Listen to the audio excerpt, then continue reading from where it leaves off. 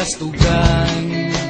Hindi malilimutan ang asaran na merong pikunan, lalo na rin ang unang niligawan, unang kabiguan.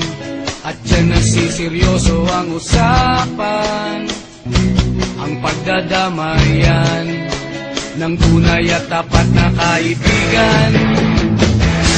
Noong mga buwan, kaibigan, namang maaasahan. Oh, di na tayo babata, edad may di nahahalata. Sa mga trip unti-unti na tayo nagsasawa.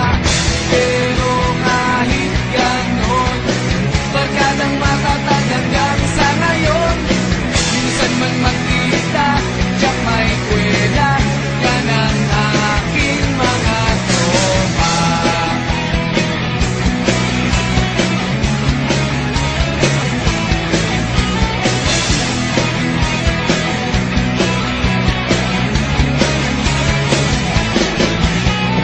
Inuman na pang magdamagan, minsan inaabot pa ng ayaan, na kung saan-saan, na para bang walang kinabukasan at kahantungan.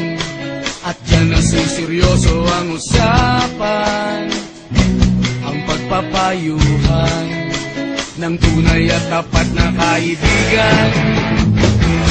Kung mga baliw